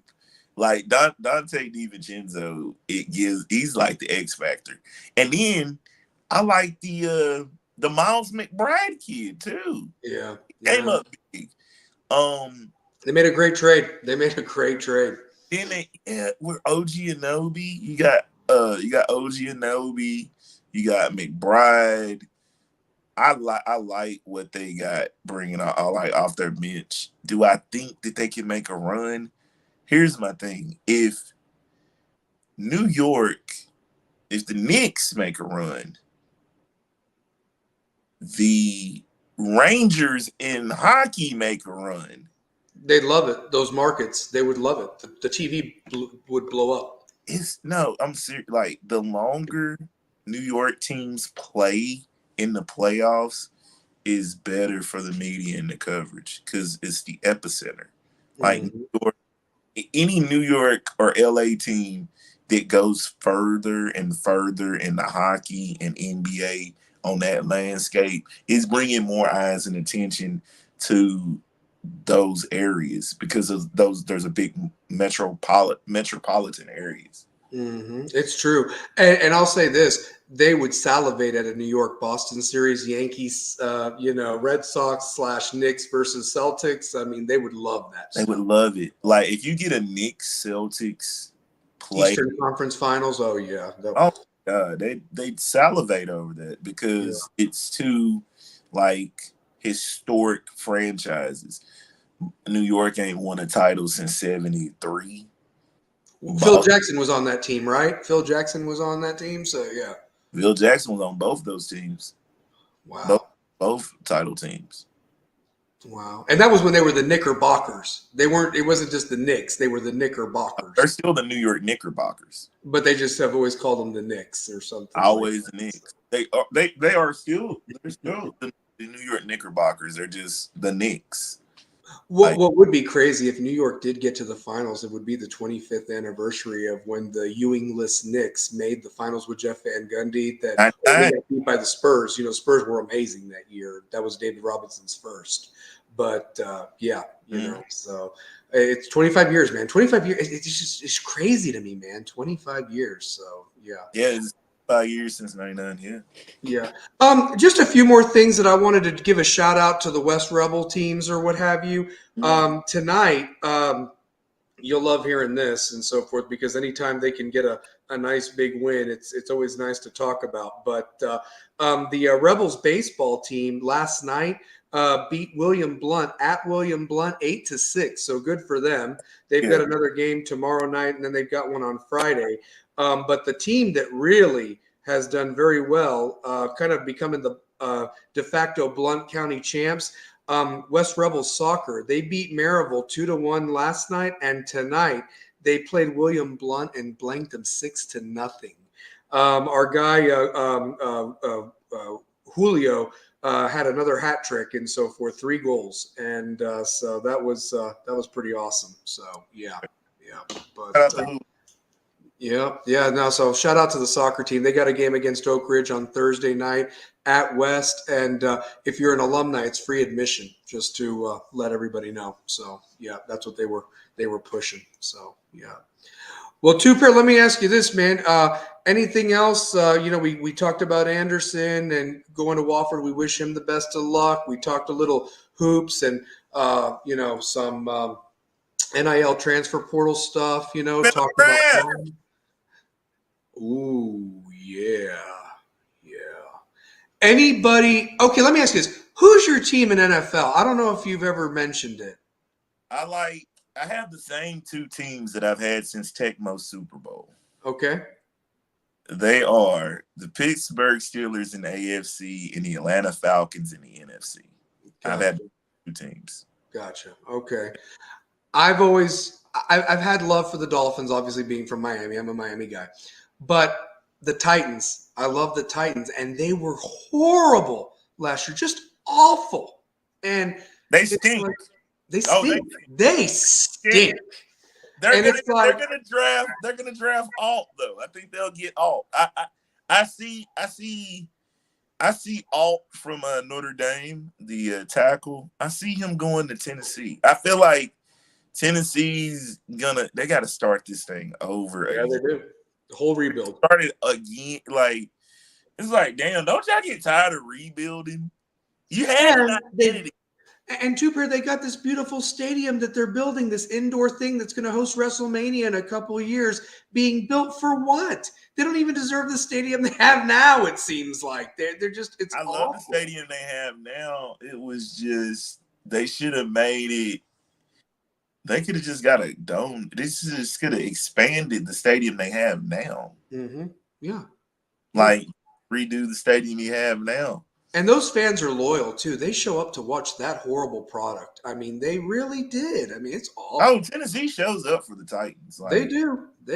I mean, I watch them at 1 o'clock on Sundays or 4 o'clock whenever they get put on. So, yeah. I was never like I couldn't be a huge Titans fan because I never really felt like they're my team because they're really Houston's team. You know what I'm saying? Like, they're really Houston's team. But now that the Texans are doing so well, it's like they ain't won't claim that shit no more. They said, we got to see that round. You guys got to see. Yeah, well, and Shane has a point. Nashville wanted the new stadium to host a Super Bowl. They're going to get WrestleMania. Triple H has already promised that, WrestleMania 43 in 2027. So maybe they might even host a Final Four. You never know, and so forth like that with a new stadium. Yeah, so. Shoot, if it's in Nashville, I gotta go. You know what I'm saying? I'm already going. You can tag along. I'm already going. Yeah. I'm taking a full week off to enjoy all the festivities of the WrestleMania, the cons, the 2-night thing. It's done. So you can tag along. I got to take off for that because if it's in Nashville. It's in Nashville, and it's going to be, I guess, April, that first weekend of April in 2027. So yeah. Okay. Yeah. So yeah. Yeah, in terms of the draft, have they said who is going to be the number one pick? Is it going to be the LSU quarterback, or is it going to be the USC quarterback? It'd probably be Caleb Williams. Caleb, yeah. 9 times out of 10. I mean, he's the best player in the draft. Yeah. He won games by himself last year on a bad team. He really did. His team was very bad. Horrible. Like, they must threw him all the NIL money because they ain't had nothing. Like, I'm sorry. They're going to get a rude awakening. Him and his wide receivers. Yeah. Shout out to Brendan Rice, who I can't wait to see what he'll be in the National Football League. I'll tell you this. Speaking of USC, with all these guys gone now, they're going to have fun in the Big Ten next year. They really the hell are.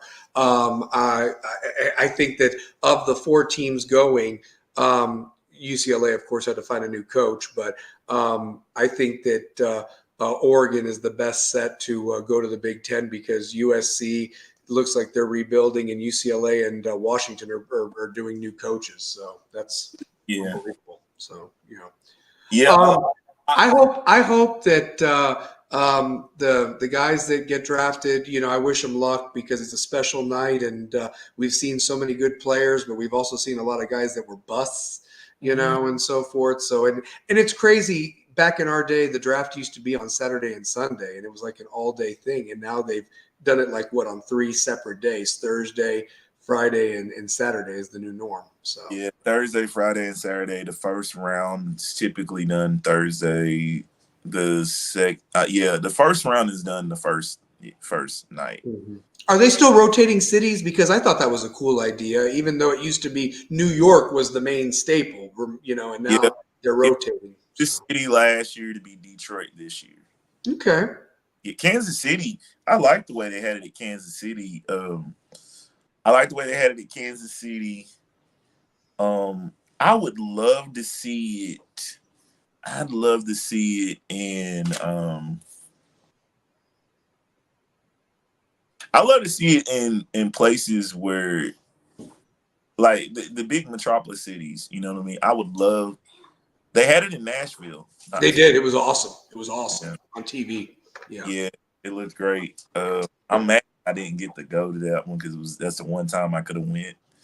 I'm surprised they haven't gone to Miami yet. Have they done Miami? Because that would be amazing in Miami. No, Miami. Spring, April, warm outside. I mean, in the city and all that. That might be the next stop. Would be either Miami, LA. I like. Has to be. Has to be. I like Houston too. I think Yeah. Houston would be a nice city too.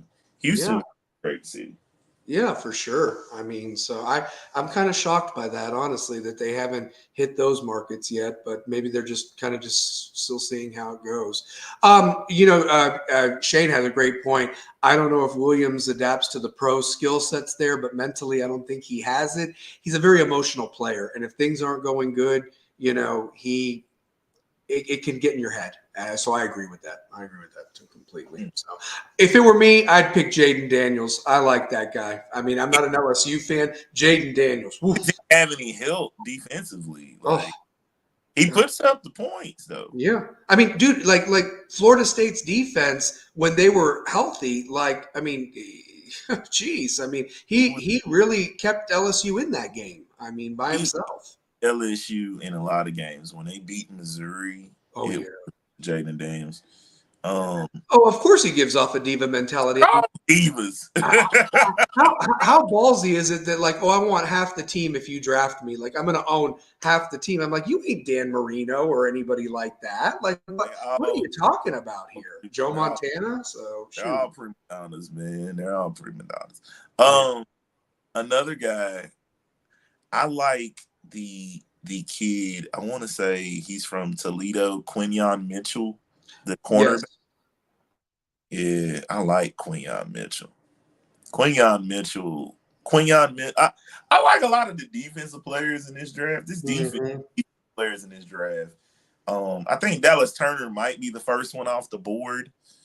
As far as linebackers go, I think he'll be the first one off the board. He should be. So, is there any big bruising running backs? Remember how running backs used to be talked about, and now it's like everybody waits to the second or third round for those guys. So. Yeah, the running back position. I didn't see. I don't know. It's so underutilized in the league. I mean, yeah, you still have your guys, but. Is Blake Corum gonna go in the first round of the NFL draft? No. I mean, a guy like Xavier Worthy, who ran crazy as a wide receiver, definitely could be kick return, punt return if you're running 4-1s. He definitely in conversation. Brock Bowers, tight end, will probably be picked before any running back. I'd love to see Brock Bowers in San Diego or Indianapolis. Harbaugh would draft him. I know he would. So. Harbaugh would draft him.